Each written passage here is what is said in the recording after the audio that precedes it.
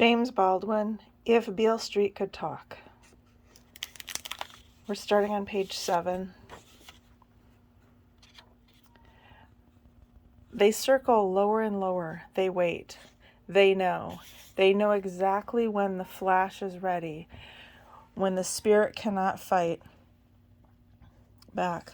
The poor are always crossing the Sierra, and the lawyers and bondsmen and all the crowds circle around the poor exactly like vultures.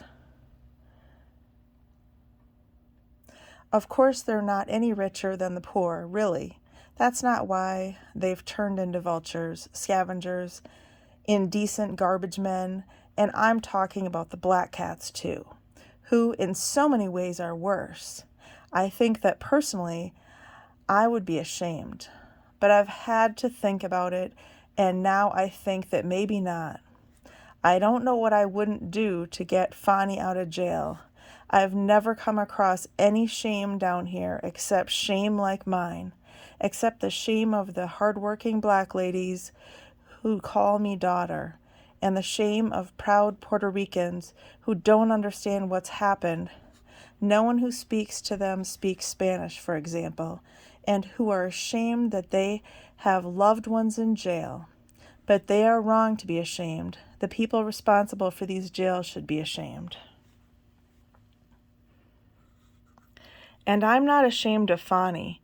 If anything, I'm proud. He's a man. You can tell by the way he's taken all this shit, and he's a man. Sometimes I admit I'm scared because nobody can take the shit they throw on us forever. But then you should have to somehow fix your mind to get from one day to the next. If you think too far ahead, if you even try to think too far ahead, you'll never make it. Sometimes I take the subway home. Sometimes I take the bus. Today I took the bus because it takes a little longer and I had a lot on my mind. Being in trouble can have a funny effect on the mind.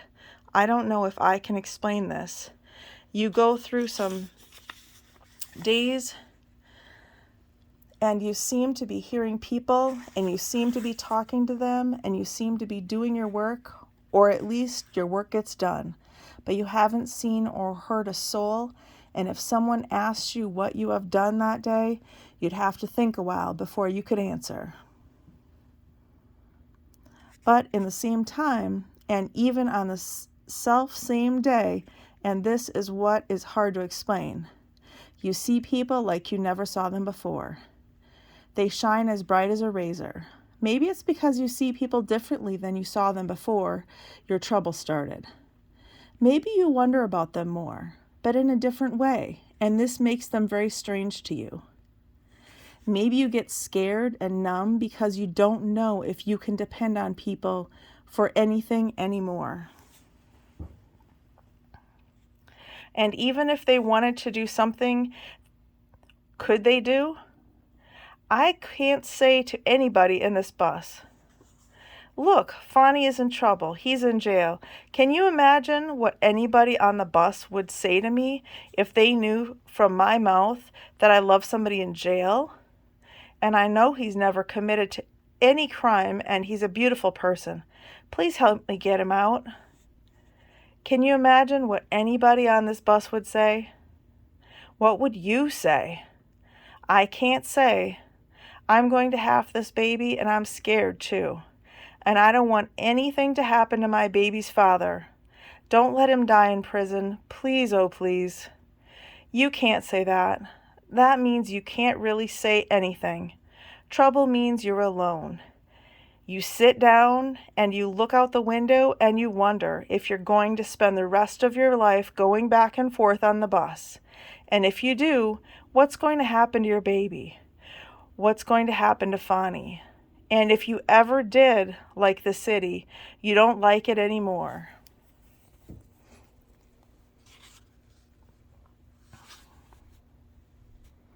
If we ever get out of this, I swear I'll never set foot in downtown New York again. Maybe I used to like it a long time ago when Daddy used to bring me and Sis here and we'd watch the people and the buildings, and Daddy would point out different sights to us, and we might stop in Battery Park and have ice cream and hot dogs. Those were great days, and we were always very happy, but that was because of our Father, not because of the city. It was because we knew our Father loved us. Now I can say, because I certainly know it now, the city didn't. They looked at us as though we were zebras, and, some people like zebras and some people don't. But nobody ever asks the zebra. It's true that I haven't seen much of other cities, only Philadelphia and Albany, but I swear that New York must be the ugliest and the dirtiest city in the world. It must have the ugliest buildings and the nastiest people. It's got to have the worst cops. If any place is worse, it's got to be so close to hell that you can smell the people frying. And come to think of it, it's exactly the smell of New York in the summertime. I met Fonny in the streets of the city. I was little, he was not so little. I was around 6, somewhere around there, and he was around 9. They lived across the street, him and his family. His mother and 2 other older sisters, and his father ran a tailor shop. Looking back now, I kind of wonder who he ran the tailor shop for. We didn't know anybody who had money to take clothes to the tailor. Well, maybe once in a great while, but I don't think we could have kept him in business. Of course, as I've been told, colored people weren't as poor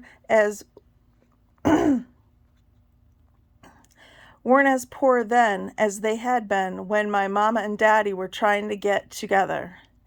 They weren't as poor then as we had been in the South, but we were certainly poor enough, and we still are. I never really noticed Fonny until once we got into a fight after school. This fight didn't really have anything to do with Fonny and me at all. I had a girlfriend named Geneva, a kind of loud, raunchy girl, with her hair plaited tight on her head, with big ashy knees and long legs and big feet, and she was always into something. Naturally, she was my best friend, since I was never into anything. I was skinny and scared, and so I followed her and got into all her stuff. Nobody else wanted me, really, and you know that nobody else wanted her. Well, she said that she couldn't stand Fonny. Every time she looked at him, it just made her sick. She was always telling me how ugly he was, with skin just like raw, wet potato rinds, and eyes like a Chinaman.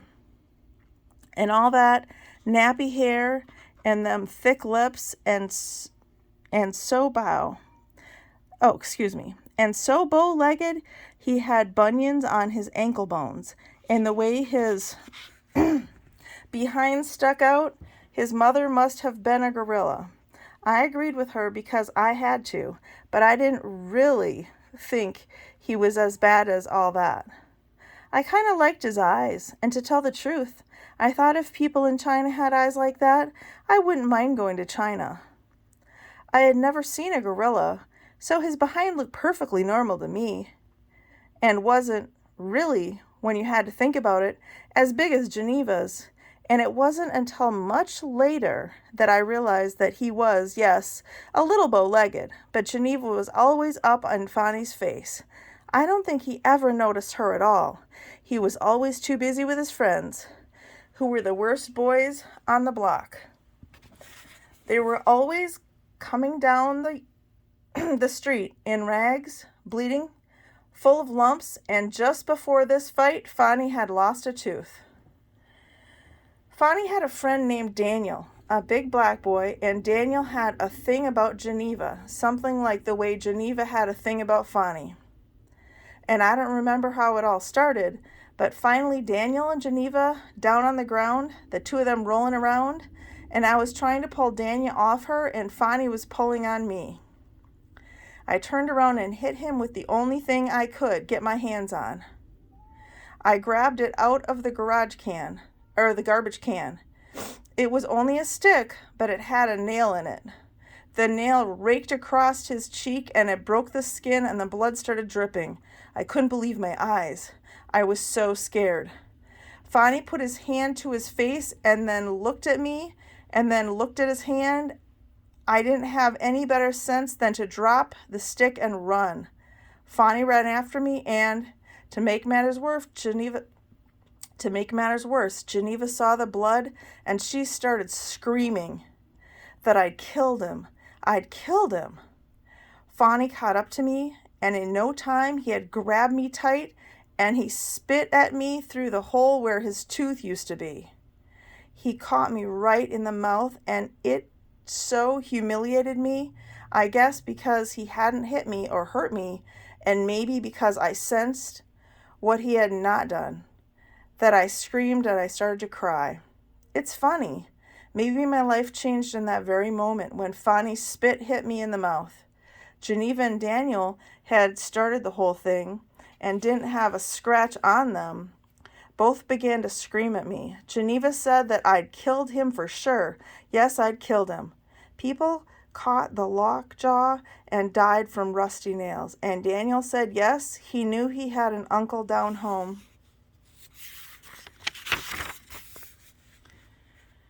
who died like that. Fonny was listening to all this while the blood kept dripping and I kept crying.